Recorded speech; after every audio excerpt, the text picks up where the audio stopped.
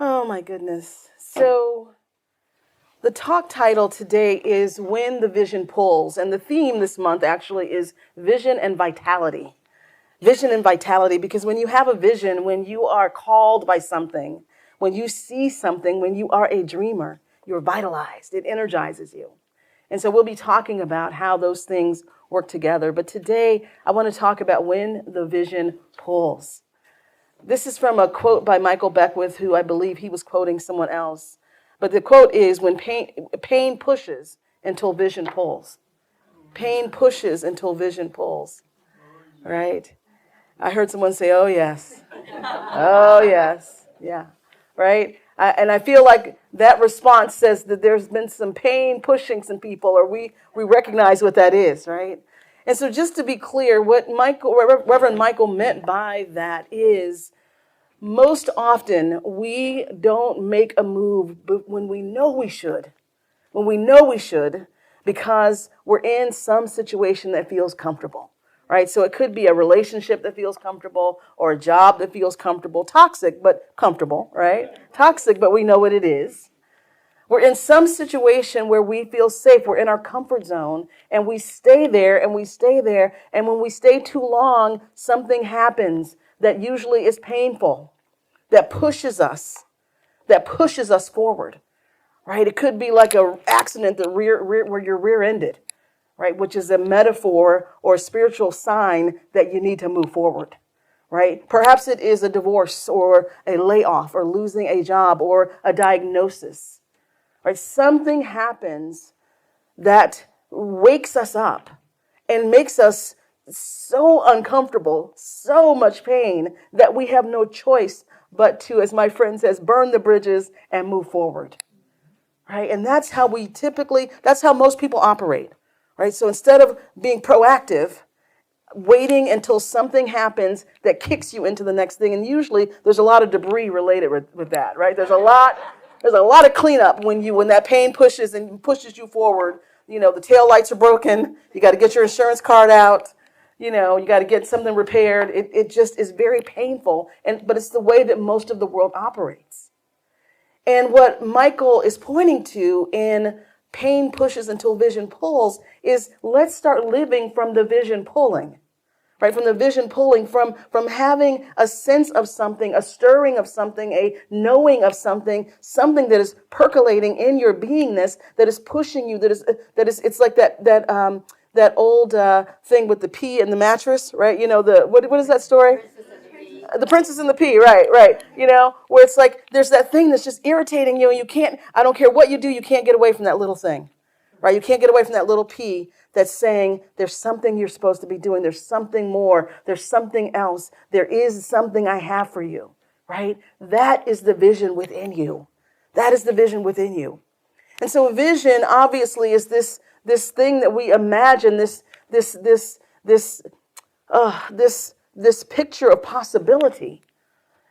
And what I know vision to be is it is really a divine stirring within you. It is divine desire. That is what vision is. It is that which is planted within you by the divine that wants to express at a greater level and express in a larger way and express more fully through you and as you. That is what vision is. And when that awakens, multiple things happen. You then there's this energy field that happens that is awesome. So let me tell you about the last 19 days, shall I?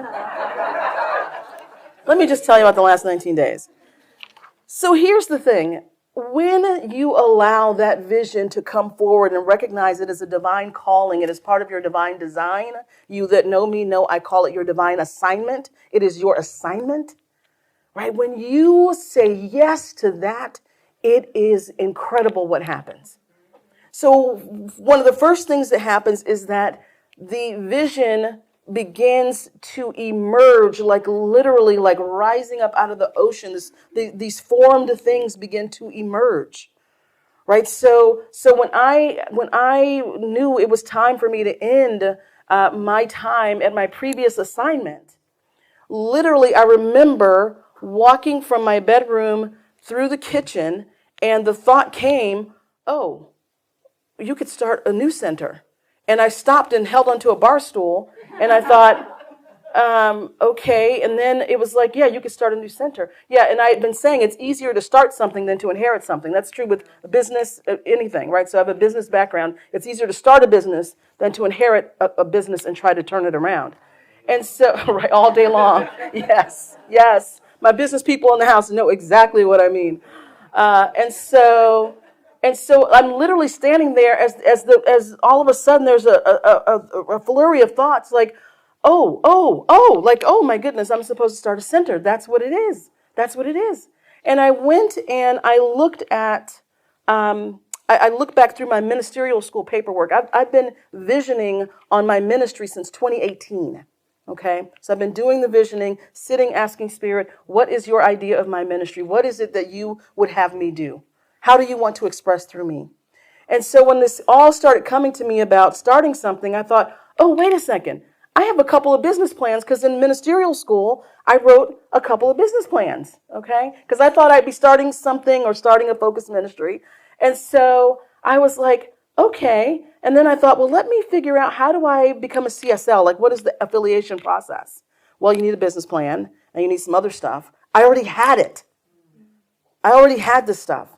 But I had completely forgotten about it, right? This is like 6 years, what is this? How many years? Yeah, it's like, 6, 7 years old, a long time, right? Yeah, so I had completely forgotten about this, and I'm thinking, it started just flowing out, right? Like, oh, go look at this, go. So I did a search through my email. I'm a lawyer. I'm a kid of a lawyer, so I don't throw away anything. I have every document forever, right? So I had the business plan, I had the other stuff, and it was like, oh, okay. And so things just started escalating. So the point I'm making is this. When you say yes to the vision, then it begins to emerge. Because here's the thing. You have the vision because it already exists. It already exists in potential, right? It already exists. It might even already exist in the physical. But what's happening is, as Rumi said, ours is not to love. Ours is not to seek for love. Ours is to let go of the barriers to it, right? It's the same thing with the vision. When you say yes to that vision, say yes to that divine calling, everything that's not necessary falls away. And then what emerges is the thing itself, the very thing itself, right? Now, that doesn't mean you don't have to do legwork because there's been a lot of legwork. But it was just like, even at the beginning, it was like things literally just emerged that were already there, So that's the first thing that happens. And I remember Reverend Michael used to say, and this the first time I heard this, he said, just keep walking, like take a step and the ground will come up to meet you. Just take a step and the ground will come up to meet you. Just take a step. I didn't understand that 30 years ago when I was becoming a practitioner. I understood it intellectually. I know what that is now, right? I know what that is now through so many times in my life. But in this particular instance, just seeing how just taking a step and the ground comes up, taking a step and the ground comes up. So the vision creates, when you say yes, you unlock it to emerge, okay? And then what happens is it sets in motion incredible synchronicity, right? Incredible synchronicity. Because here's the thing, that vision is a divine idea. The divine already knows all things. The divine knows how to unfold that vision. The divine knows everything that's needed to flourish and thrive that vision and to create it. It already knows. We're the ones who don't know all of it. Right? So when we say yes and it begins to emerge, it then sets in motion a series of things that we see and observe as synchronicity. And it seems like miracles. It seems unreal. Unreal things have happened in 19 days. There's no human way I could have strategized and planned this in 19. There's no way. Right? But Spirit will set in motion synchronicity. So then all of a sudden someone calls and says, hey, I have an idea. I want to have a house band. I've always wanted to have a ministry house band. And I got some people. Right? And someone else says, hey, I can do this, that, or the other, and I can do whatever. And someone else says, oh, you know what? I've always wanted to do this. I feel like this is part of my ministry. And someone else says, hey, I got $50,000. Do you want it?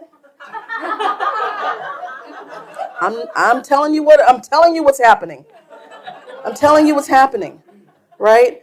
This is what happens when you say yes. The synchronicity starts, everything that vision needs starts to pull it to itself. and it organizes events, and it organizes people, and it organizes whatever is needed.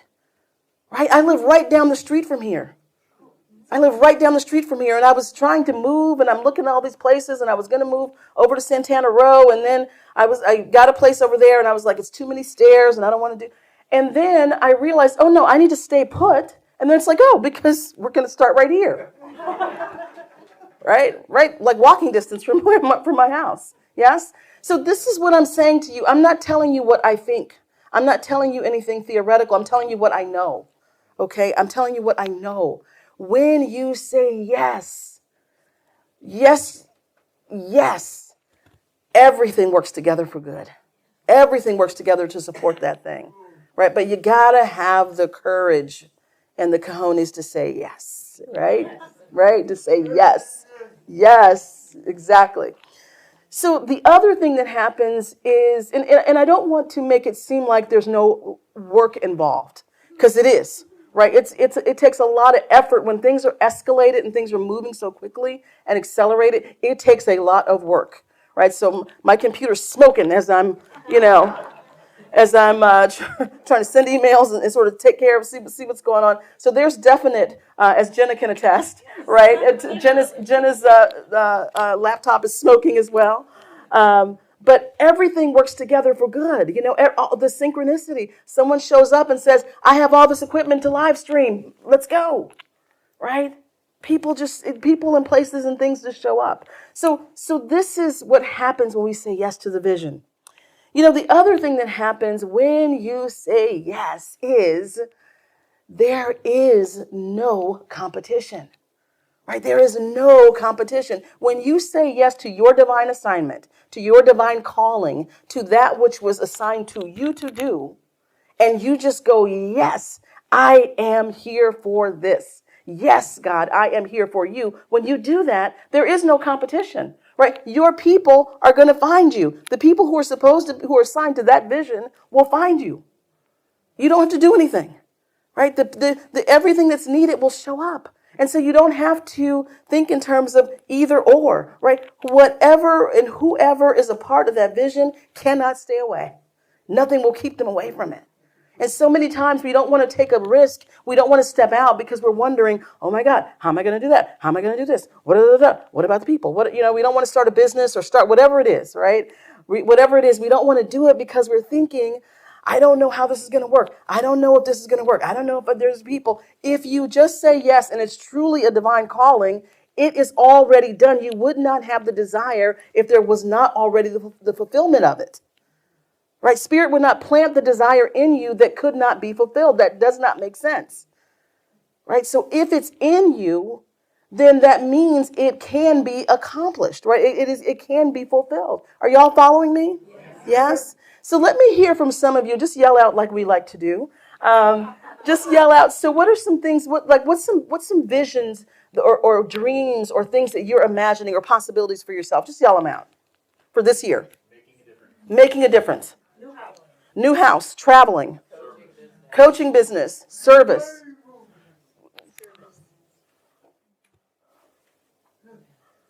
What'd you say, Jim?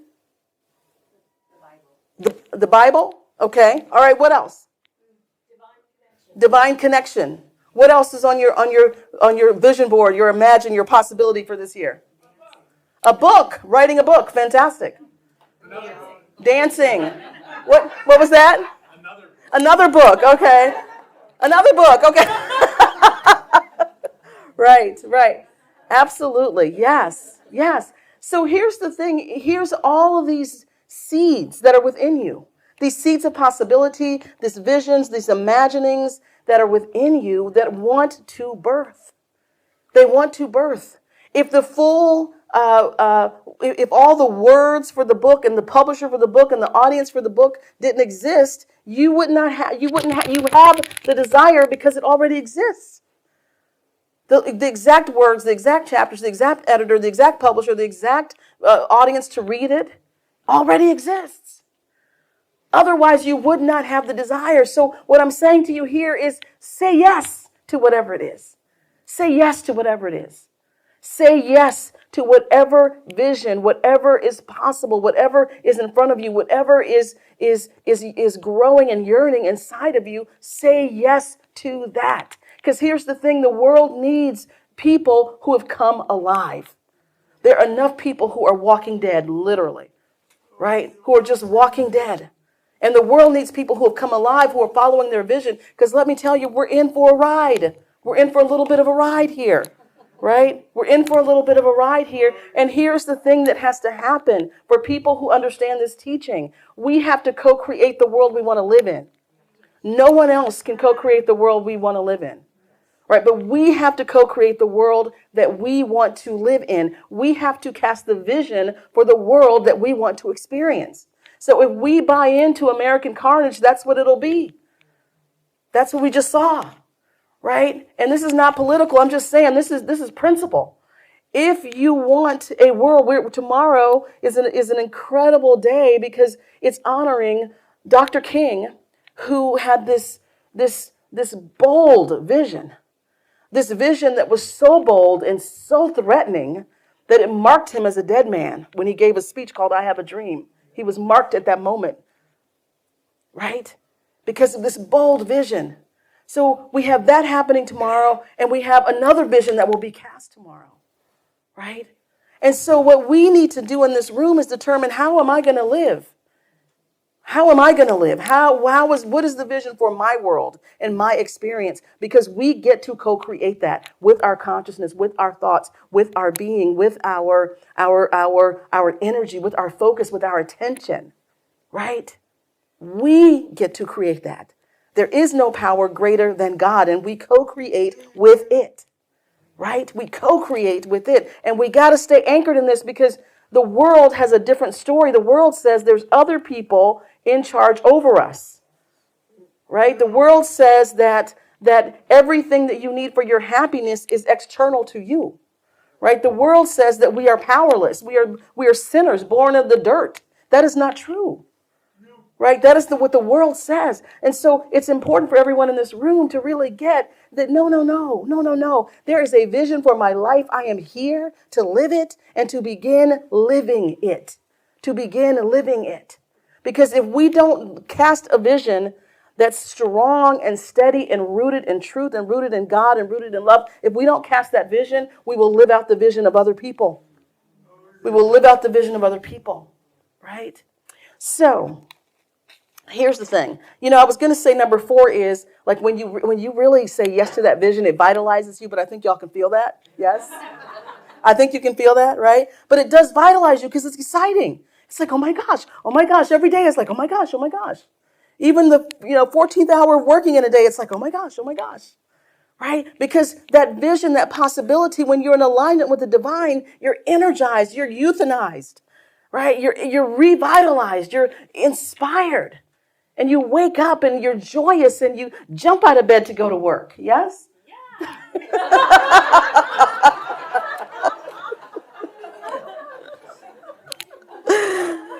Oh my goodness. So your vision matters is the point I'm making. Your vision matters. And here's the thing, y'all. I always say that you have to practice this stuff individually, and then you become a space and place of consciousness that contributes to the collective. The collective will not change if you are not changing, right? If I am not changing, then the collective does not change. The collective is made up of individuals. Right? The collective consciousness, as Ernest Holmes called it, race consciousness, which has nothing to do with race. It has to do with being a human being. The human race consciousness is made up of individual consciousness.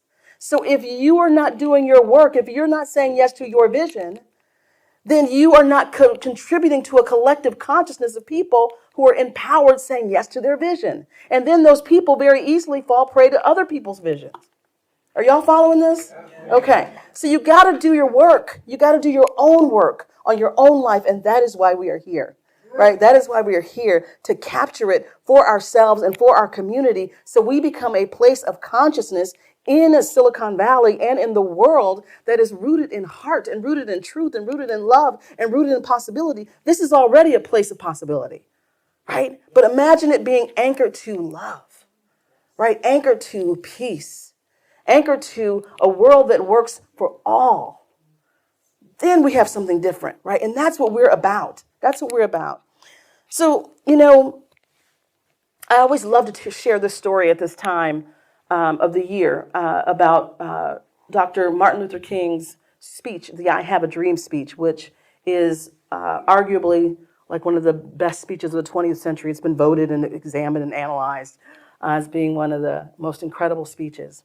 And what's really interesting that people don't get is that when he gave that speech on August 28th, 1963, he before when he was preparing for it, before the speech, he and his speech writers and his staff were sort of trying to work on some stuff, and they had told him don't use "I Have a Dream" or don't use the dream stuff, because he had been using this talk of this dream. He had been using it a lot, so they were like, don't use that. And so he was trying to figure stuff out. The night before, I think he went to bed at like 4 a.m, and he was calling his staff and giving them little bits and pieces of what he was going to say. And then the day of the March on Washington, where there was expected to be 100,000 people, but there were like 250,000 or more people who showed up, right? And so just imagine, it's hot and it's sweltering, and they're in Washington, D.C., and there's a massive amount of people there. There's celebrities, there's Harry Belafonte, and all these celebrities, and different people are getting up speaking, and it's a standard political rally. And Dr. King gets up to speak, and he has prepared notes that he's reading from, and or giving his talk. And people who were there said, it was good. What he was saying at first was good. And there came a moment where Mahalia Jackson, who was a gospel singer and very close to Dr. King, as he was sort of speaking, and the crowd was hot and sort of tired, and it wasn't his normal rousing thing. And Mahalia Jackson said, "Tell him about the dream, Martin. Tell him about the dream." And so he still kept talking and kept on his notes and kept on his notes. And then she said again, "Tell him about the dream, Martin." Right? And he began with the refrain that we know, that I have a dream, right?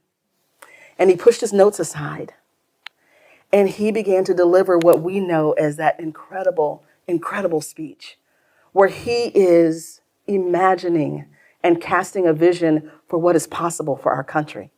Right, where people of different races can live together and be together, where little black children, little white children, all children can play together and grow up together. Right? He began to cast his vision of what is possible in the world. And we all know that speech, just even now when you listen to it, gives you chills, because he is such a channel for the divine in that moment, where he is articulating what is possible. Right, where he is articulating his vision, which means we have the capacity to actually manifest it, right? And his vision was so powerful that indeed all of the forces that then began to mobilize to change law, because as we know, law does not change and things don't change from a speech, but it needs people. You need legislators, you need politicians, you need people, right? And so it began to mobilize and energize people to then move and act on behalf of his vision. And what we know is that the entire world changed as a result of that. The entire world was forever changed as a result of this one vision. And that vision was so powerful that in that moment that President Kennedy was watching it and other people were watching it, because Dr. King was well known, but he was not. That speech put him in the annals of history. He was well known before that, but people, still he wasn't like a household name. And that speech is what made him a giant in history. And it also marked him by a governmental body as a threat to be extinguished. That very speech. That's the power of a vision. That is the power of vision, right? And so my invitation to you is to take a deep breath with me right here.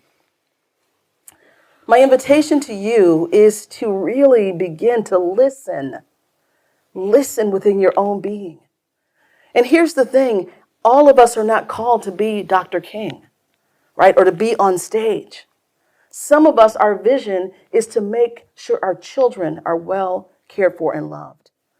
Some of us, our vision is to be a part of a community and volunteer. For some of us, our vision, our calling is to be an entrepreneur, right? And build a business and employ people and do good in the world. And for some of us, our calling is to just be a good friend to someone or a caretaker.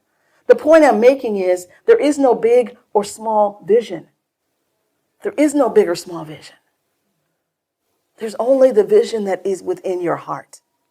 And the more you say yes to that and let go of comparing yourself to other people and competing with other people and just live your vision, everything in the world will rise up to meet you. Everything in the world will rise up to meet you. And so that's the invitation I have for you, is to listen to your heart, to your soul. Because I know each person in here has something that God is calling them to do. I know it. You wouldn't be here if you did not. There's something God is calling you to do. It's time to listen to that. The world needs you to listen to that. The second thing I want to say is say yes. Say yes. Say yes. Yeah, just commit. Just make a commitment to whatever it is. Just say yes. Right? Just say yes to whatever it is. And you don't have to know the how. So frequently we don't say yes because we don't know how. Right? And you don't have to know the how. Just say yes. And then the next thing will be shown to you. And the how will show up for you. And don't worry, you'll get in plenty of hard work if is that your jam? You know? You'll get to do plenty of hard work. But you gotta stop trying to figure out the how and just say yes to that which is that which is within you. And the last thing I want to leave you with is I'm going to be talking a lot about vision over the next few weeks as we begin to vision cast for this community. So I invite you on February 2nd, I'll be doing my Big Bold Vision Board workshop. For those of you who've done that with me before, we'll be doing it right here in this room after service. So I invite you to sign up for that workshop because you know how we work. We go deep into vision. We set our goals, but we go deep into opening up to spirit and what is spirit's idea. And then we create the vision board from that place of spiritual attunement and alignment, right? And then we sort of map how that goes throughout the year. So if that calls to you to do that work, to sort of have a totem for your vision for this year, then join me on February 2nd to do that. Okay, good. Good. Yes. And we will be here every single week talking about this stuff, vision and vitality, and how to just let our light shine, and how to light up this freaking valley so strong with love and heart and compassion, because it needs it. That tech needs to be balanced out by the heart. And so that's what we're here to do. Yeah? Is that good? Yes. All right, y'all, let's turn within, yeah?